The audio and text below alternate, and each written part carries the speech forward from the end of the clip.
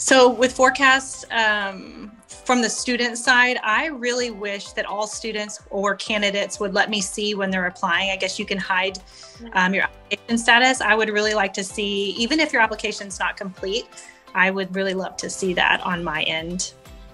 A pitfall with PhORCAS is the students not getting their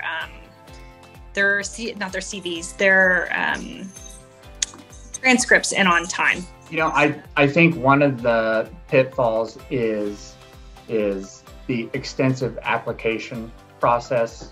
To look at a full application, I want to read that. I want to learn about the candidate as much as I can.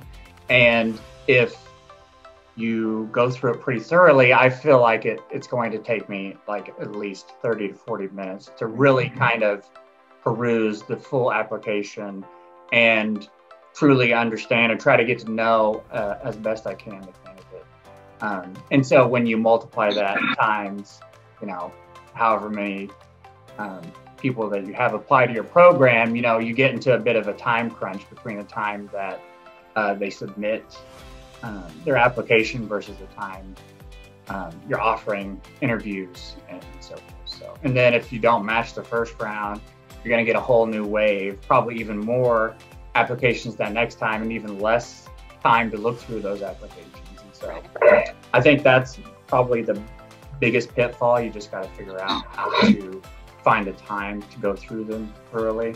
And then I feel like one of the biggest things is you don't really get to know the student or the candidate. The only time they're really speaking to you indirectly is through their letter of intent. So I feel like the letter of intent is pretty big in terms of the full application, because that's the one opportunity I get to kind of see from the applicant's perspective. But one thing that always, I always ask students about, especially our students, like, I can see who's submitted or who's applying or if it's in process, but then all of a sudden on the day that our applications are due, my list doubles and I'm like, where did these people come from? And so what I think happens is that some students think that they have to wait to show that they're applying until they get all their letter of recommendations written by their letter writers.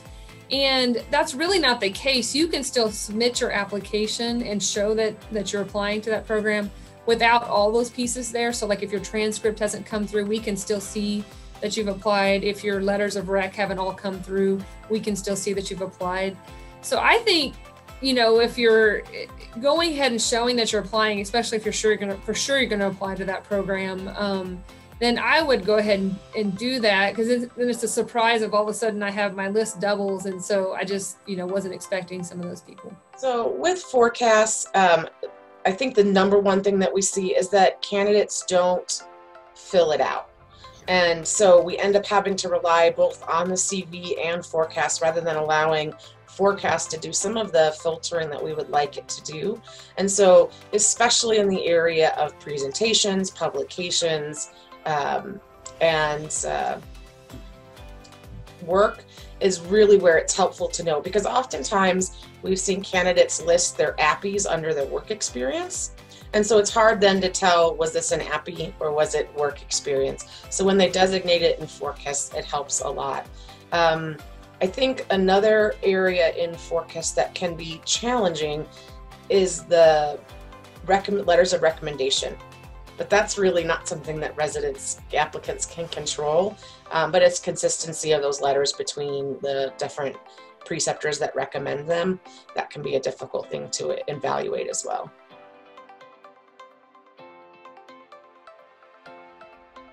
So I can't think, like off the top of my head, the best one that I've read, but the ones that I enjoy the most are one page.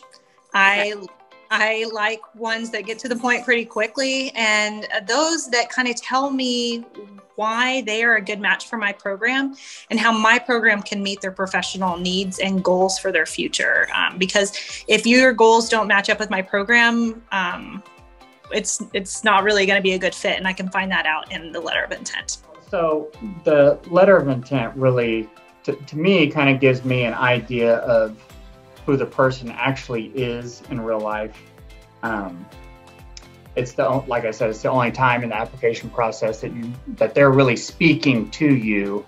And so I want to know what their aspirations are, what brought them to decide whether or not to do a residency. And then if they've looked at my residency and they like what they see, like what about our residency do they like? So I think the best that I've seen, I don't know that I have a specific example in mind, but it's the one that I feel like I can really see their personality in. They are telling me who they are, why they're interested in our program, maybe even their story for getting a little bit of their story for where they're coming from or how they're getting to, where they've been, and how that's driven their interest area, versus on the flip side, that more generic of like, I'm interested in the it's very generic and almost, I can't read into it where they've really come from. So I think if you can make it as personable, like you share your personality in that, you share why you're interested in what you want to do and what your future plans are. You may not know entirely what your future plans are, but we're not going to go pull your letter of intent out after you've matched with them and go, you said that you were interested in this area. We just want to know where you are right now. Where do you think you're going to go? That could change. That could change in the first 3 months of residency. I've had people change from one area of interest to another. So, but really trying to lay out like what you think is going to be your plan and how this program fits into that. Just like if you met one of the current residents or former resident, or like you have a faculty member who used to be a resident at that program, I think always name dropping a little bit, and they may have been the one that got you interested in that program. So again, showing that personality and that piece of how you ended up finding this program. The best letter of intent reflects that they've done their homework and understand a little bit about our program. Whether it's that they had an engaging conversation with us at mid-year, and so they have something that they reflected on from that interaction, or they've sought out our residents to learn more about our program. But the biggest one that I see, and it happens with several applications every year, is not fixing your form letter. You don't update the hospital. I've had many that had the wrong hospital listed. They don't update, why our program would be a good fit for them. They may include something that doesn't apply. And then the other one, my first name is uniquely spelled. And so I always notice whenever they misspell my name. It's not a make or break, but I always notice. They were applying to his name. And so it said like, Colorado, Gags College of Pharmacy or whatever, and I was like, okay, which that a lot of that's going to happen. A lot of the wording is going to be basically the same, but you do want to see what they like about your facility.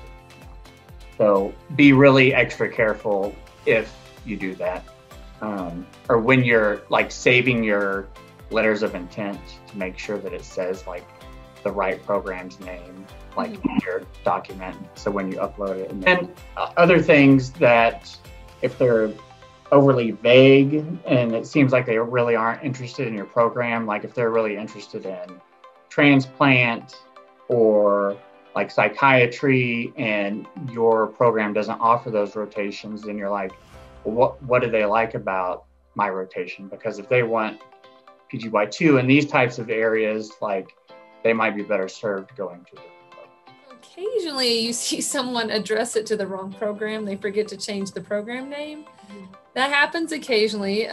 So just double checking yourself. Other ones are maybe indicating you're interested in a certain interest area, but we don't have that really as a strong point of our program.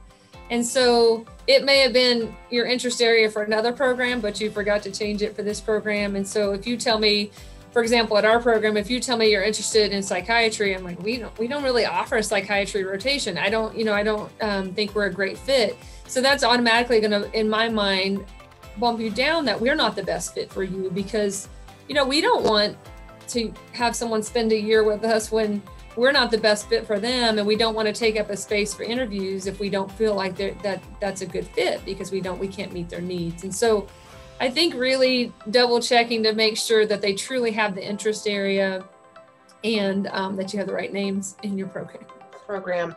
But many letters of intent are relatively generic, and you could remove our residency program's name and put someone else in there.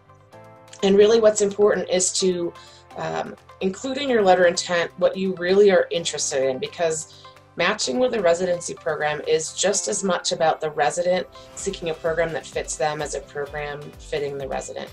And so when candidates don't actually talk about what their goals are or what their passions are, it's really hard for us to get a sense of who this person is. And so when candidates, because we're a federally qualified health center, our mission is to serve the uninsured and underinsured. So when candidates share an experience about why they're passionate about that area, rather than just telling us they're passionate about that area, it helps us to understand that they actually have a passion in those areas. And so it's really important that the candidate take time, even though they're applying to many different programs, to make sure that they are telling us that they know about our program and that they understand why they might fit into it or what they might have to gain. Some of the worst we've seen is they've talked about wanting to be part of our hospital system. We're not a hospital system. We've had ones that talked about wanting to enjoy inpatient services. We don't have patient beds. So you can really tell from a letter of intent how much research a candidate has done. You can also tell how often they haven't made those research done. A sort of insight into our program, I am not a PharmD, so I don't have doctor before my name. So it's very interesting to see how many letters come addressed to Dr. Chen instead of, Mrs. Chen or things like that. We see folks that don't spell our name of our organization correctly or capitalize it correctly. It's unique. We have a capital letter in the middle of the name. But it's those little nuances where it shows that the candidate truly was looking at our organization and attention to detail, which is something that's important for candidates. So making sure that you use the right nomenclature, that you refer to the type of practice that they're really in, because telling a clinic-based pharmacy that they want to do inpatient care, probably not going to help us to choose you to do an interview.